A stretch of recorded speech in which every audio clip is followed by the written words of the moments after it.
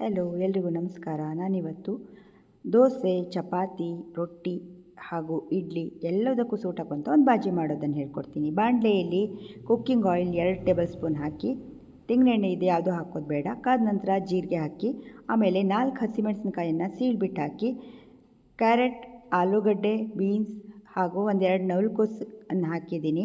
ನೀವು ನಿಮ್ಗೆ ಇಷ್ಟವಾದ ತರಕಾರಿಯನ್ನು ಹಾಕಿ, ಯಾವುದೇ ಕಾರಣಕ್ಕೂ ನೀರು ಹಾಕೋದು ಬೇಡ. ಕ್ಲೋಸ್ ಮಾಡಿರಿ ಲಿಡ್ಡನ್ನು. ಮಧ್ಯ ಕೈ ಆಡ್ತಾನೆ ಇರಿ. ಬೆಂದ ನಂತರ ಅದಕ್ಕೆ ರುಚಿಗೆ ಉಪ್ಪನ್ನು ಹಾಕಿ. ಇನ್ನೊಂದು ಬಾಣಲೆಯಲ್ಲಿ ಎಣ್ಣೆಯನ್ನು ಹಾಕಿ, ಎಣ್ಣೆ ಕಾದ ನಂತರ ಅದಕ್ಕೆ 1 ಸ್ಪೂನ್ ಜೀರಿಗೆಯನ್ನು ಹಾಕಿ.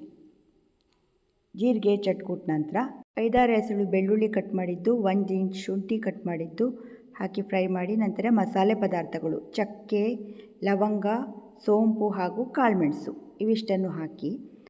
4 ಈರುಳ್ಳಿ ಕಟ್ ಮಾಡಿದ್ದನ್ನು ಹಾಕಿ. ಚಿಕ್ಕದಾಗಿ ಕಟ್ ಮಾಡಿದ್ರೂ ಪರವಾಗಿಲ್ಲ, ದೊಡ್ಡದಾಗಿ ಕಟ್ ಮಾಡಿದ್ರೂ ಪರವಾಗಿಲ್ಲ. ಆಮೇಲೆ ರುಬ್ಬೋದಿದೆ. ಈ ರೀತಿಯಾಗಿ ಫ್ರೈ ಮಾಡಬೇಕು.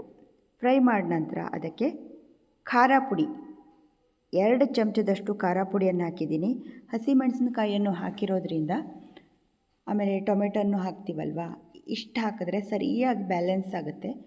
ಚಿಟಿಕೆಯಷ್ಟು ಅರಿಶಿಣವನ್ನು ಹಾಕಿ, ಕಟ್ ಮಾಡಿದಂತಹ ಕ್ಯಾಪ್ಸಿಕಮ್ ಮತ್ತು ಟೊಮೆಟೊ 2 ಹಾಕಿ ಚೆನ್ನಾಗಿ ಫ್ರೈ ಮಾಡಿ. ನೋಡಿ, ಈ ರೀತಿ ಕೈ ಆಡ್ತಾನೆ ಇರಬೇಕು, ಇಲ್ಲಾಂದರೆ ತಳ ಹಿಡಿಯುತ್ತೆ. ಇದು ಫ್ರೈ ಆದ ನಂತರ ಇದಕ್ಕೆ 1 ಮುಷ್ಟಿ ಆಗುವಷ್ಟು ಗೋಡಂಬಿಯನ್ನು ಹಾಕಿ. ಈ ಗೋಡಂಬಿ ಹಾಕೋದ್ರಿಂದ ಬಾಜಿ ತುಂಬಾ ರುಚಿ ಕೊಡುತ್ತೆ. ಅದಕ್ಕೆ ರುಚಿಗೆ ಉಪ್ಪನ್ನು ಹಾಕಿ, ಆಮೇಲೆ 1 ಚಮಚ ಸಕ್ಕರೆಯನ್ನು ಕೂಡ ಹಾಕಿ.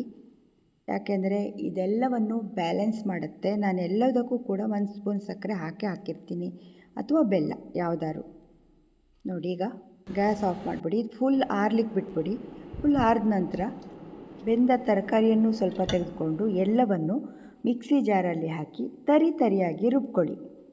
ಸಾಮಾನ್ಯವಾಗಿ ಹೋಟ್ಲ್ಗಳಲ್ಲೂ ಸಹ ಕಾಳುಮೆಣಸು ಮತ್ತು ಸೋಂಪನ್ನು ಪೌಡ್ರ್ ಮಾಡಿ ಹಾಕಲಾಗುತ್ತೆ. ಅದಕ್ಕೆ ಬಾಜಿ ಫ್ಲೇವರ್ ತುಂಬ ಚೆನ್ನಾಗಿರುತ್ತೆ.